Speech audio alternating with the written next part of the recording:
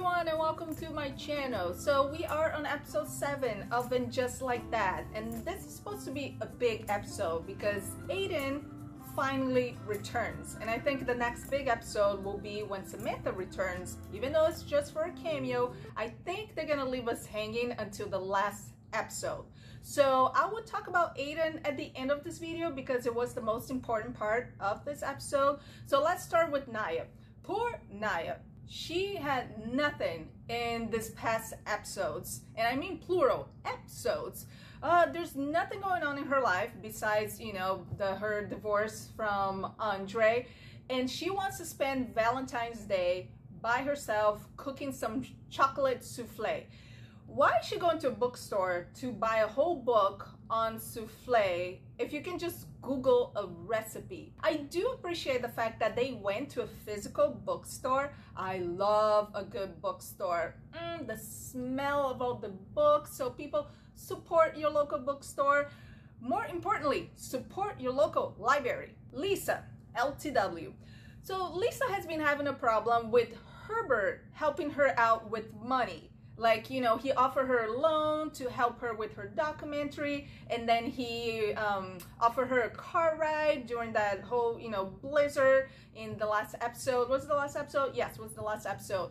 So she has a problem accepting favors from him, but when he bribes a fancy restaurant that's fully booked because it's Valentine's Day, so he bribes the restaurant with money, she has no issues with it.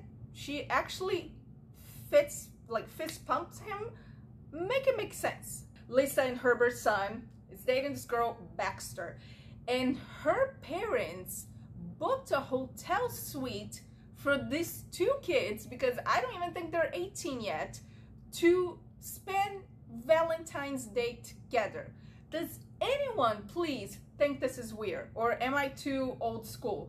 I can't imagine a father, a girl dad, booking a hotel for his daughter to go stay with some guy. Now we have Charlotte and Harry, who are still, on my book, the MVPs of the season. I said it before, I think the two of them out of the whole cast are the ones, they're the closest of who they were in Sex and the City.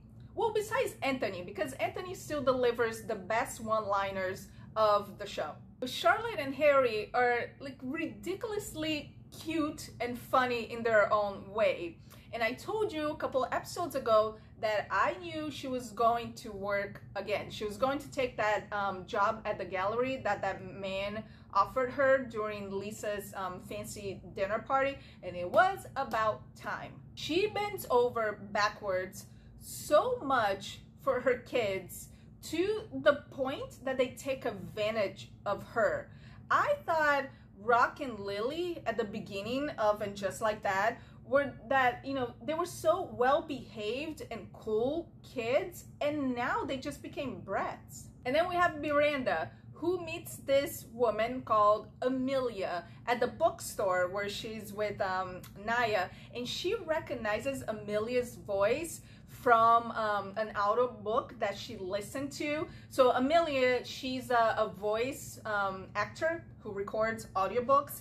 So Miranda is smitten by her and decides to ask her on a date. And then we see Miranda all dressed up, who, by the way, Cynthia Nixon looked really, really good in that purple dress, all dolled up. But when Miranda gets to Amelia's apartment, it's a mess.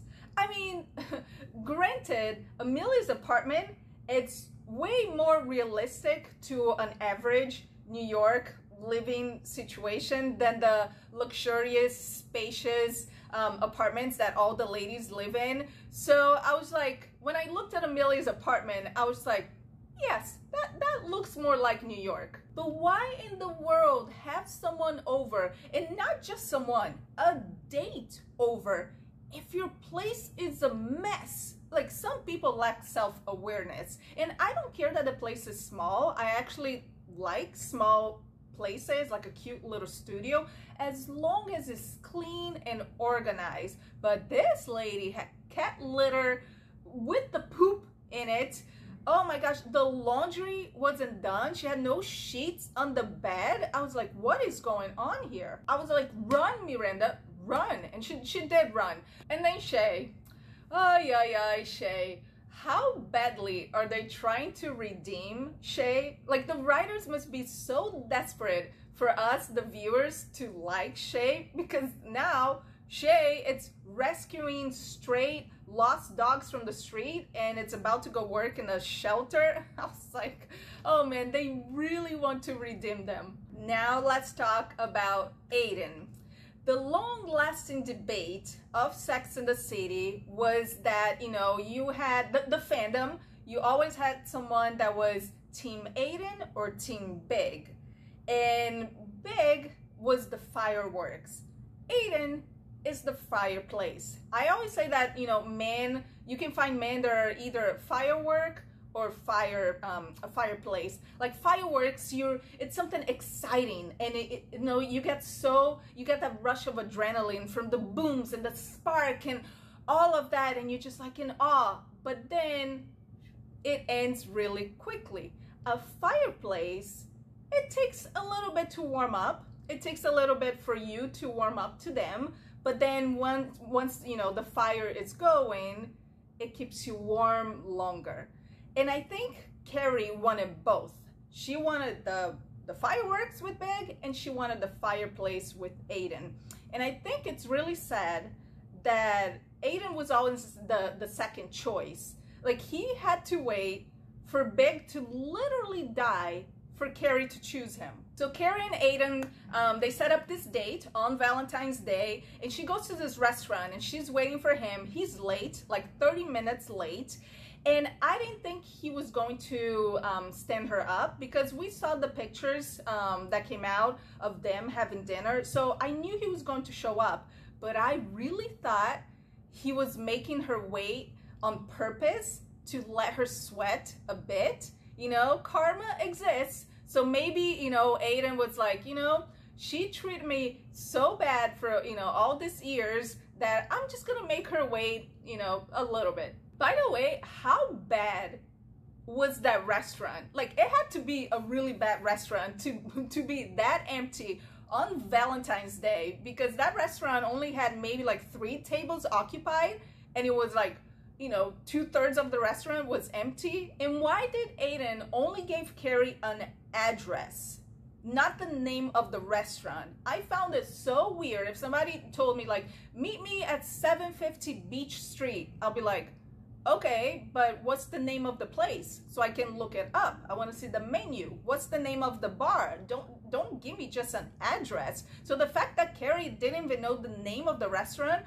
and that's why they ended up in different restaurants that were, you know, door to door, I was just like, you go to a place with just an address? But when they finally met on the street outside, I was smiling ear to ear.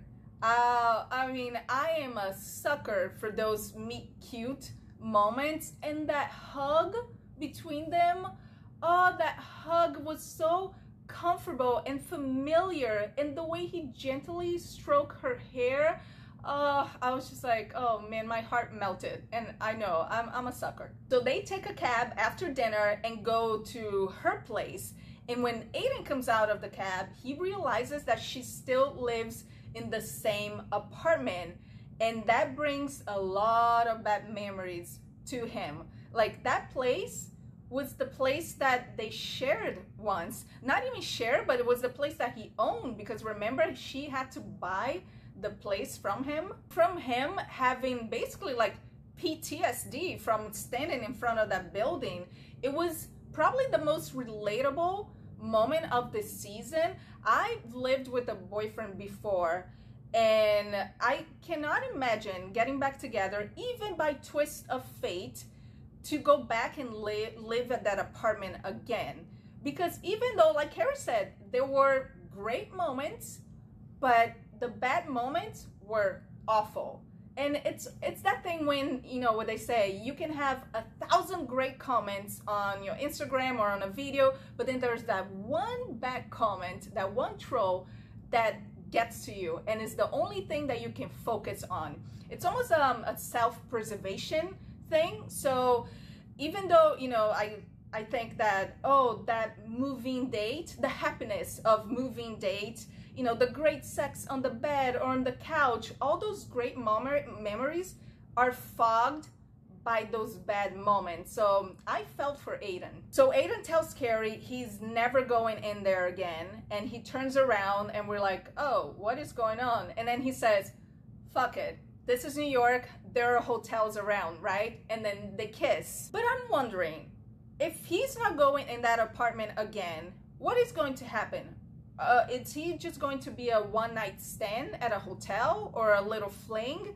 Or will Aiden be the final happy ending for Carrie, and we'll see her, you know, moving into a new place with him for, you know, a fresh start? We'll have to see, because I heard that John Corbett, who plays Aiden, will only be appearing in one episode, but we know that he's going to be appearing the next episode, where he has dinner with the girls, and there's a scene where Carrie, Aiden, and Steve, they're maybe in Long Island or the Hamptons, I don't know, but they're like cheering with beer bottles. So he's still gonna show up. I would love to hear your thoughts. What do you think? Are you happy that Carrie and Aiden got together again? Or are you more on the team of Aiden, no, she treat you so bad, please run, you can do better? Let me know in the comments down below. If you like this video, make sure to hit the thumbs up, subscribe to the channel, and also hit the little bell notification button so you don't miss any future videos, and I'll see you next time.